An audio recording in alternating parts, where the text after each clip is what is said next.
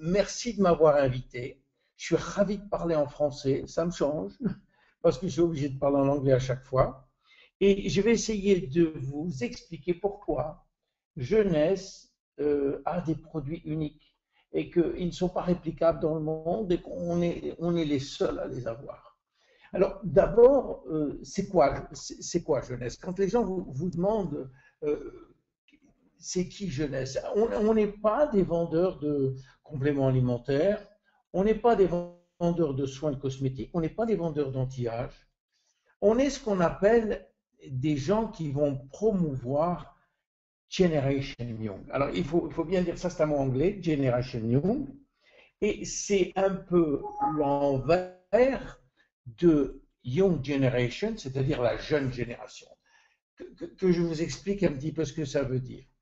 Aujourd'hui, la plupart du temps, quand on parle d'âge chronologique.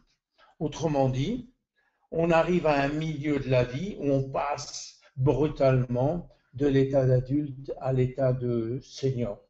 On les appelle aux États-Unis les 50 plus. Et ça, c'est une idée qui devient obsolète aujourd'hui.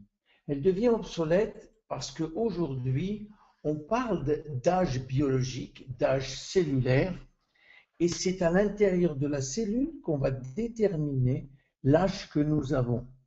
Donc il n'y a plus cette espèce de hiatus, cette espèce de séparation brutale entre les adultes et les seniors, mais quelque chose de beaucoup plus subtil qui va faire rentrer des critères dont on va voir un petit peu les différents éléments.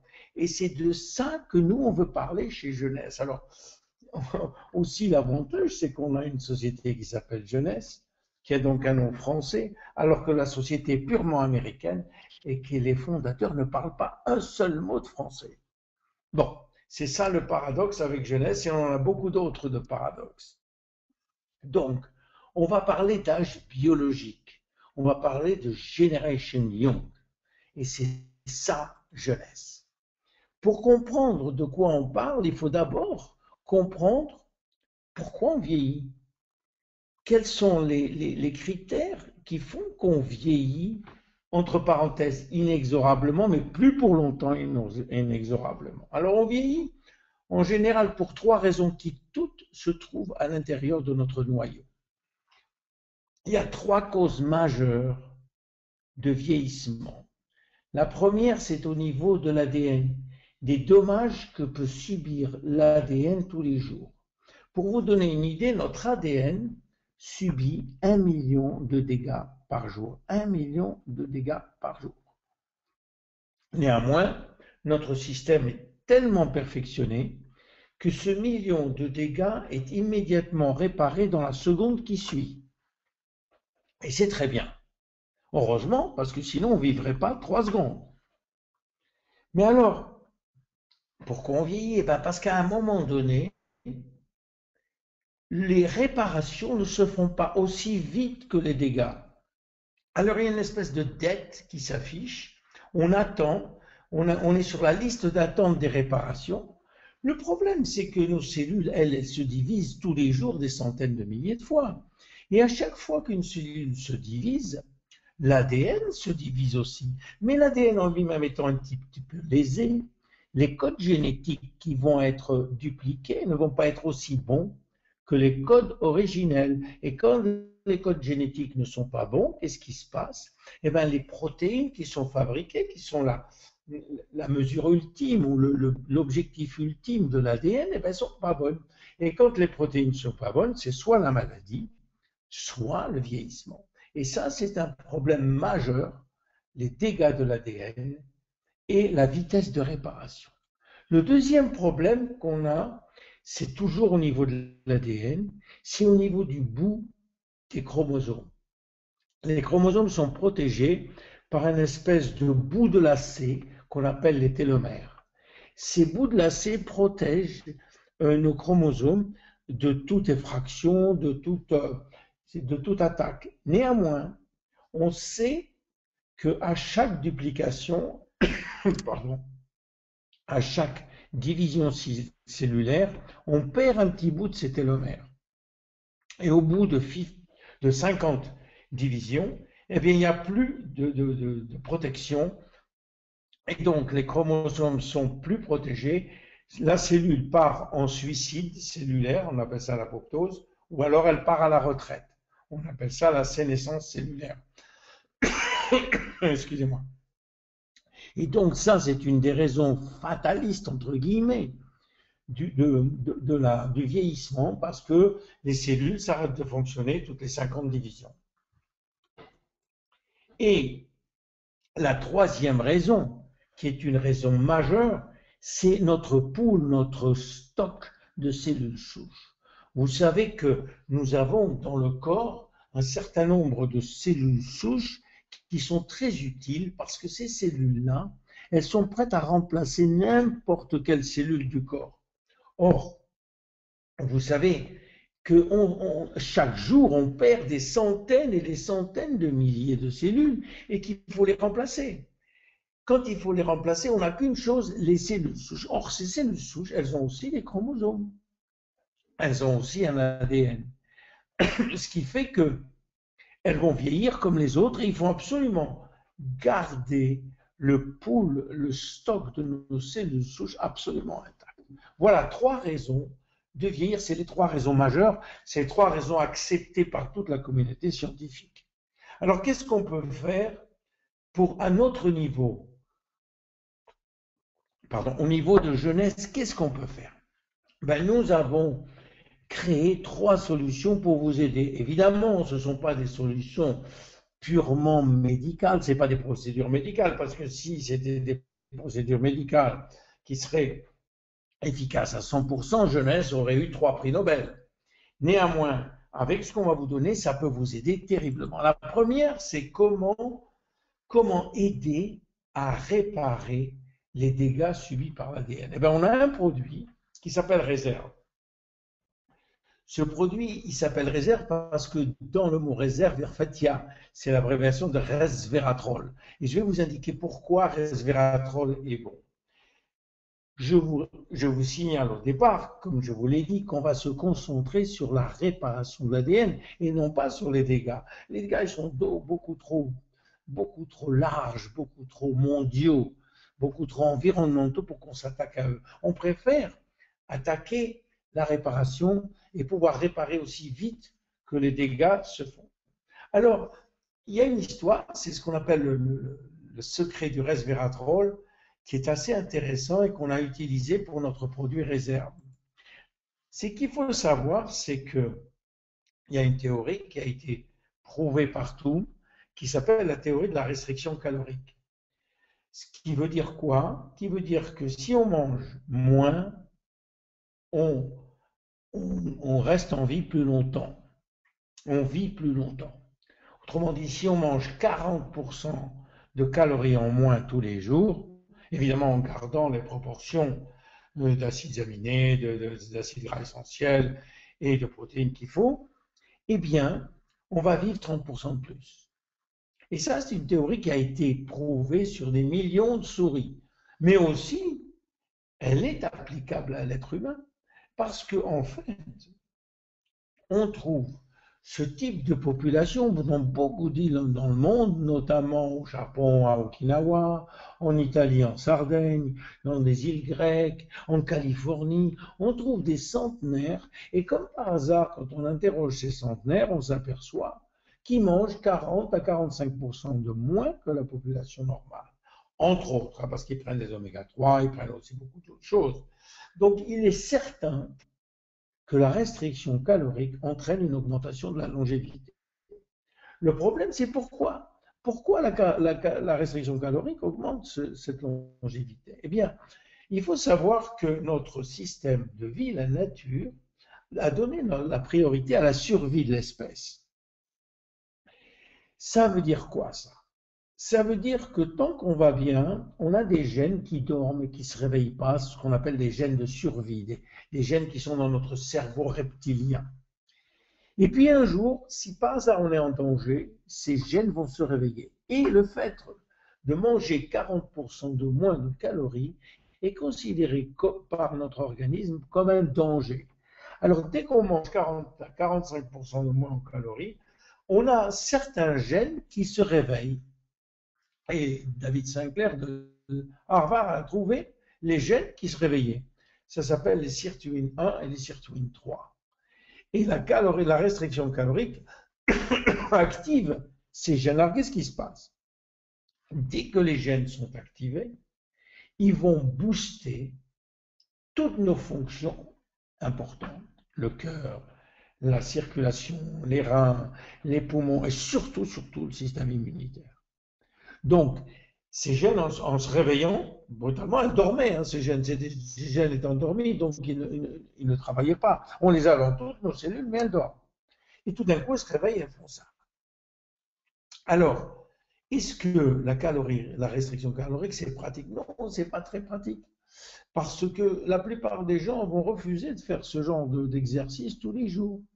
Alors, des scientifiques se sont dit, est-ce que c'est possible de trouver quelque chose qui puisse avoir l'air d'être une restriction calorique, mais qui en fait l'est pas. On appelle ça faire une mimique de la restriction calorique. Et on a trouvé que les polyphénols du vin rouge, et notamment un des ingrédients, un des polyphénols, le resveratrol, eh bien, il avait comme propriété d'activer les sirtuines 1 et 3. Et ça a été une découverte majeure qui a entraîné des milliers et des milliers de publications sur le resveratrol et sur ses qualités de booster et de régénération. Et c'est ce qu'on a fait, on a utilisé le resveratrol dans nos produits, pas seulement que le resveratrol, et on a eu des résultats magnifiques avec ce produit qui s'appelle Réserve. Parce que ce produit-là,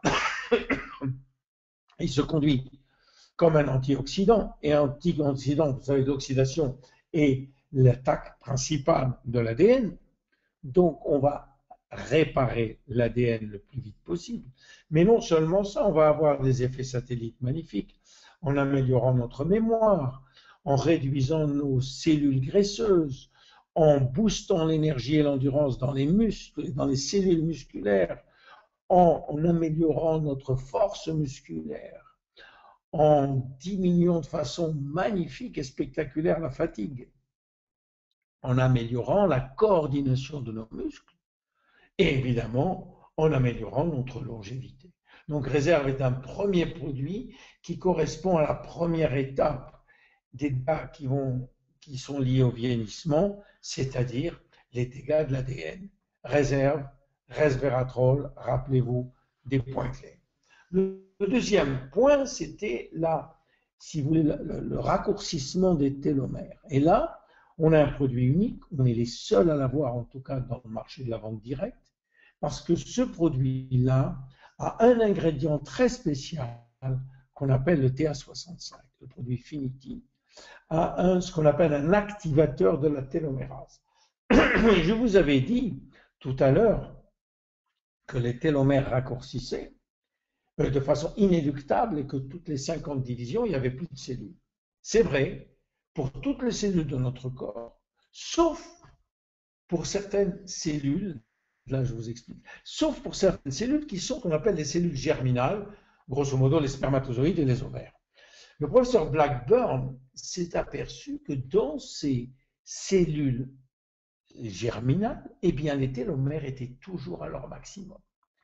Et c'est compréhensible, parce que supposons qu'un homme de 70 ans épouse une femme de 48 ans et fasse un bébé, s'ils ont chacun des télomères très courts dans leur spermatozoïde, le petit bébé qui va arriver, il va avoir 70 ans avant même d'être mis au monde, parce qu'il va avoir des télomères tellement courts au départ qu'il s'en sortira jamais.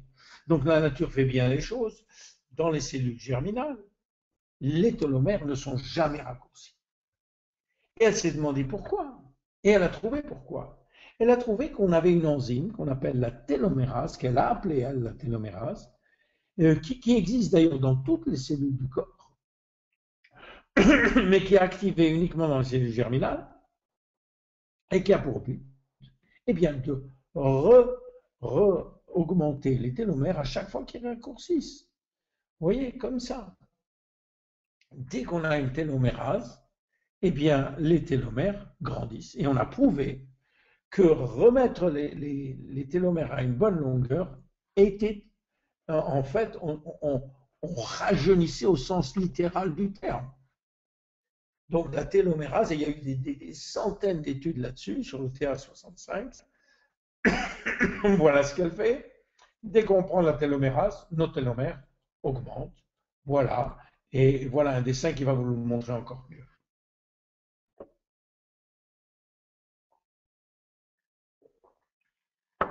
Donc, on s'est aperçu qu'en prenant ce produit, on augmentait nos télomères. Néanmoins, ça va prendre quelques mois avant qu'on voit les résultats sur la longévité, mais très très très vite, on peut voir des résultats sur l'énergie, sur... Attendez, je crois que... Vous m'avez toujours? Oui. Sur l'énergie, sur la concentration, sur la mémoire, sur la vision, sur le sommeil, sur la densité osseuse, sur la libido, sur les articulations, sur la cicatrisation et sur la gestion du poids. Et voilà le deuxième produit pour le deuxième problème de vieillissement. Le troisième, c'est évidemment les cellules souches. Alors, on s'est aperçu bien sûr qu'en travaillant sur les télomères et aussi sur l'ADN, qu'on protégeait les cellules souches. Et ça, c'était très important. Alors, ces cellules souches, qu'est-ce qu'elles font?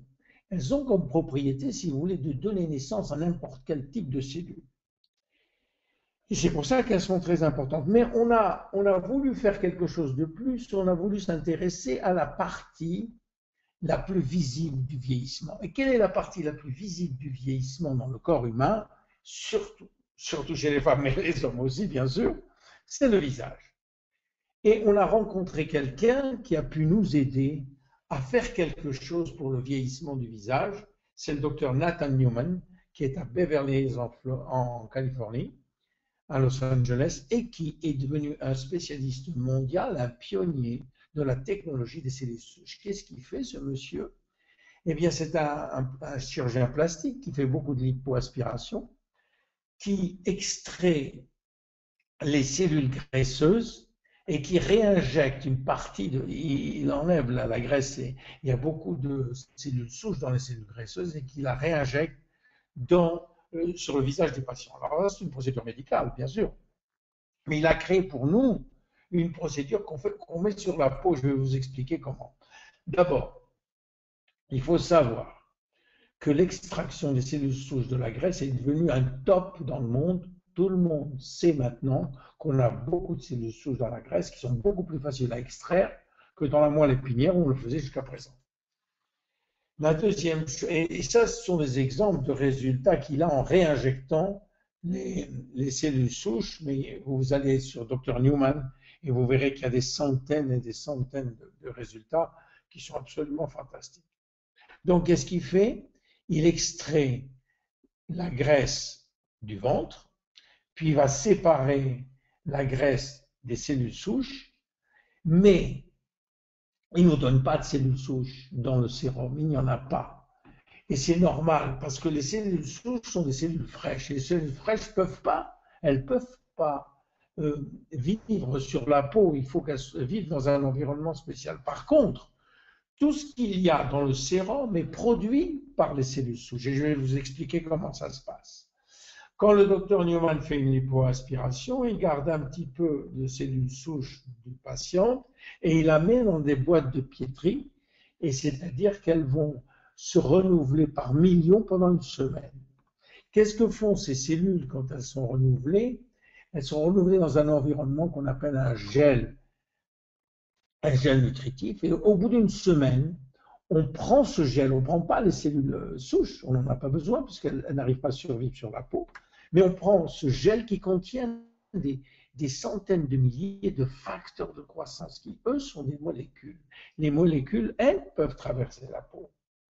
Et on va parler de ces fameux facteurs de croissance. Ces facteurs de croissance, ce sont des hormones locales, des molécules locales qui sont fabriquées sur ordre des cellules souches. Quand vous prenez deux cellules souches et que vous les mettez ensemble, elles vont donner l'ordre aux cellules, aux autres cellules et à l'heure de fabriquer des facteurs de croissance. Alors, qu'est-ce que c'est que ces fameux facteurs de croissance? Ce sont des, disons, des molécules qui sont entraînées à faire un job très, très, très spécifique dans toutes les cellules. Elles s'adressent à une partie très spécifique de la cellule et qu'est-ce qu'elles font? Elles vont réparer, elles vont maintenir, elles vont rafraîchir, elles vont remplacer certaines fonctions déficientes de la cellule, et en particulier les cellules de la peau. Eh bien, il s'avère qu'on a 200 facteurs de croissance différents dans ce sérum, et c'est tout à fait normal maintenant et tout à fait logique qu'on ait des résultats magnifiques, parce qu'avec ces 200 facteurs, pratiquement, on peut s'occuper de tous les problèmes de la peau. Voilà ce que c'est que ce sérum, et voilà ces trois causes. Vous voyez, je voulais simplement vous donner une idée. Évidemment, on a d'autres produits. Il y a 3 causes de vieillissement et on a trouvé 3 solutions. Je pense que c'est très élégant ce qu'on a fait. C'est justifié par la science. Donc, en conclusion, le problème qu'on a pour le vieillissement, il se trouve à l'intérieur de l'ADN. C'est là que le problème se trouve. Et nous, ce qu'on a fait, on s'est attaqué à des solutions qui se trouvent dans l'ADN. Parce que finalement, si on arrive à garder une seule cellule en bonne santé, on peut le faire pour les 60 000 milliards de cellules que nous avons dans le corps. Je vous remercie